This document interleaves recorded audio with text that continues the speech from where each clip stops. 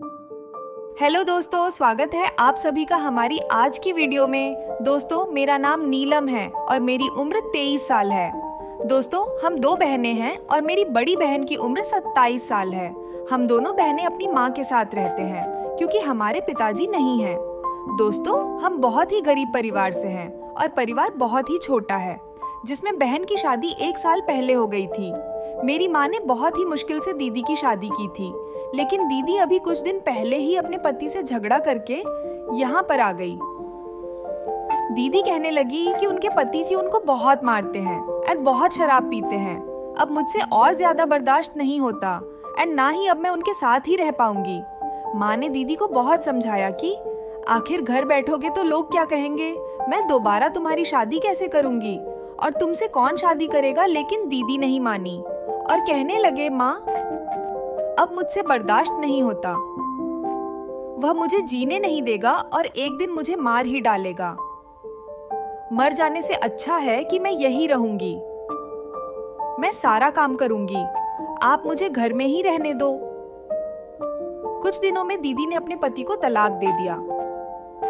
माँ इस बात से वह बहुत दुखी थी। उनको ज्यादा चिंता मेरी हो रही थी कि वह मेरी शादी कैसे करूं। मेरी माँ पड़ोस की चाची थी, उनसे मेरे रिश्ते की बात की।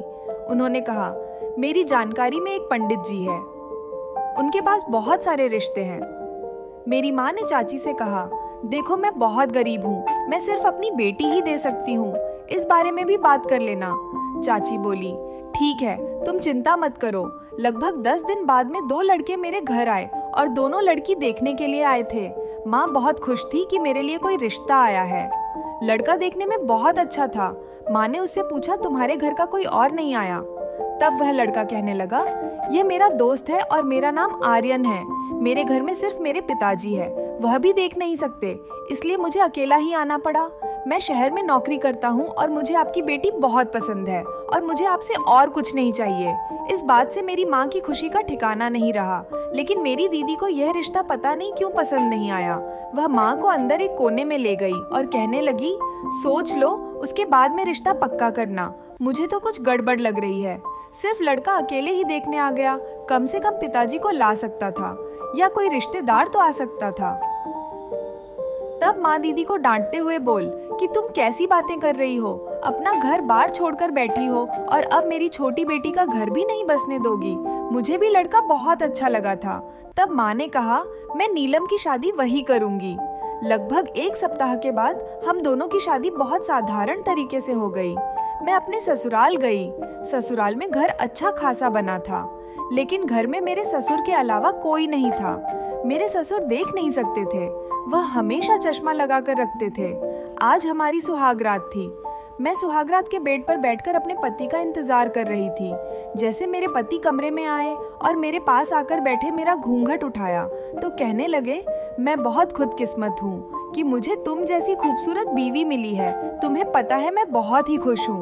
बस मैं तुमसे इतना चाहता हूँ कि तुम मेरे पिताजी का ध्यान रखना। मैंने कहा, मैं बिल्कुल ध्यान रखूंगी। जैसे ही वह मेरे करीब आने लगे, तभी अचानक से उनका फोन बज उठा। फोन पर वह इस तरह से बातें कर रहे थे जैसे कोई बहुत बड़ी बात हो गई थी। फिर मैंने पूछा कि क्या बात हुआ। वह मुझसे कहने लगे, नीलम, मुझे अभी यहाँ से जाना पड़ेगा, काम पर बहुत बड़ी मुश्किल हो गई है। सुहागरात वाले दिन तुमको अकेला छोड़कर जा रहा हूँ, मुझे माफ कर देना। मुझे इस बात से थोड़ा बुरा तो लगा, लेकिन मैंने कहा, कोई बात नहीं, अब आप कब तक आएंगे? वह मुझसे कहने लगे, तुम्हें तो पता है कि मैं नौकरी करता हूँ। जैसे ही सब कुछ ठीक हो जाएगा, उसके बाद मैं तुम्हें अपने पास ही बुला लूंगा। तब तक पिताजी का ध्यान रखना। उसके बाद वह तुरंत निकल गए। मैं कमरे में अकेली बैठी थी। मुझे कुछ भी अच्छा नहीं लग रहा था। एक तो नया घर था, ऊपर से आज की रात में अकेली हो गई थी। पति भी छोड़कर चला गया था। अब मैं क्या करती, मुझे नींद नहीं आ रही थी। फिर अचानक से मुझे कुछ आवाज सुनाई दी तो मैं तुरंत खड़ी हो गई और कमरे से बाहर निकलकर देखने लगी तो सामने ससुर जी खड़े थे। उनको देखकर मैं थोड़ा डर गई। फिर मैंने कहा, क्या बात है पापा, आपको कुछ चाहिए क्या? वह कहने लगे, नहीं, कमरे में मेरा मन नहीं लग रहा था, इसलिए मैं इधर आ गया हूँ। रात भी बहुत हो गई है, अब लगता है कि मुझे अपने कमरे में ही जाना चाहिए। क्या तुम मुझे कमरे में छोड़ दोगी? मैंने कहा हाँ मैं छोड़ दूंगी। फिर मैंने उनको पकड़ लिया और कमरे में ले जाने लगी। तब तक उन्होंने मेरी कमर पर हाथ रख दिया। मुझे बड़ा अजीब लगा। मैं उनको कमरे में ले जाकर बिठा दिया। उसके बाद वह कहने लगे तुम भी यहीं पर बैठो ना। मैं उनके साथ बैठ गई। उन्होंने मेरा हाथ पकड़ लिया। फिर वह कहने लगे तुम बहुत खूबसूरत हो। मैंने कहा पर आप तो देख नहीं सकते। वह कहने लगे पर मैं तुम्हें छूकर जान गया हूँ कि तुम बहुत खूबसूरत हो। तुम्हारे हाथ कितने कोमल है। फिर वह मेरा चेहरा छूने लगे। मैंने कहा आप ये क्या कर रहे हो? तो ससुर जी ने कहा कुछ नहीं, बस देख रहा हूँ कि तुम कितनी खूबसूरत हो। मैं थोड़ा पीछे हट गई। वह मेरी तरफ और बढ़ आए। मुझे तो कुछ समझ में नहीं आ रहा था। मुझे उनकी हरकतें बिल्कुल ठीक नहीं लग रही थी कि अचानक से आकर मुझे अपनी बाहों में भरने लगे। इस बात से मुझे बहुत गुस्सा आ गया। मैंने कहा छोड़ दो, मुझे क्या कर रहे हो आप? फिर वह कहने लगा इतना नाटक क्यों कर रही हो? आज तुम्हारी सुहागरात है और सुहागरात पर तुम्हारा पति तुमको छोड़कर चला गया है तो तुम बहुत अकेला महसूस कर रही होगी। मैं तुम्हारा अकेलापन दूर कर सकता हूँ और वैसे भी तुम्हारा पति तो बाहर नौकरी करता है, तो मेरे साथ में ही रहो, मैं तुम्हें खुश रखूंगा। ये मत समझो कि मेरी उम्र ज्यादा है, मैं अभी भी बहुत जवान हूँ। मैं तुम्हें बहुत खुश रखूंगा। इतना कहकर वो मेरे एकदम से करीब आ गए। उन्होंने मुझे पकड़ लिया। मैंने कहा छोड़ दो मुझे। आप ये कैसी बातें कर रहे हैं? इतनी घटिया सोच आपकी कैसे हो सकती है? मैं आपकी बहू हूँ, आपकी बेटी की तरह। वह कहने लगे मैं बस तुमसे प्यार करना चाहता हूँ। तुम मुझे बहुत खूबसूरत लगती हो और तुम्हें लगता है कि मैं अंधा हूँ। उसके बाद जो उन्होंने किया उससे तो मेरे होश उड़ गए। उन्होंने अपना काला चश्मा उतार दिया। उनकी आंखों तो एकदम ठीक लग रही थी। वह मुझे देख रहे थे। फिर मुझे एकदम से पकड़ने लगे और कहने लगे मैं तो अंधेपन का नाटक करता हूँ। मैं अंधा नहीं हूँ। मेरे बेटे ने तुमसे शादी सिर्फ मेरे लिए की है। मेरे बेटे की शादी हो चुकी है और उसकी बीवी शहर में रहती है उसके साथ में। इस उम्र में भला मुझे कोई अपनी जवान लड़की क्यों देता? और मुझे किसी औरत से शादी नहीं करनी थी। मेरे बीवी मुझे कई साल पहले छोड़कर चली गई, लेकिन मैं अकेले नहीं रह सकता। मुझे अकेलापन बहुत सताता है और मुझे कोई लड़की चाहिए थी। इसलिए मैंने अपने बेटे से कहा तुम किसी गरीब घर की लड़की से शादी कर लो और उसको यहाँ मेरे पास छोड़कर चले जाओ, नहीं तो मैं अपनी जायदाद में से तुम्हें एक फूटी कौड़ी नहीं दूंगा।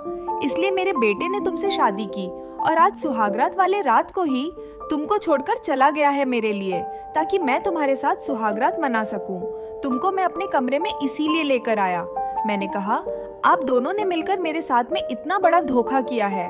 मैं अब भी जा रही हूँ यहाँ से।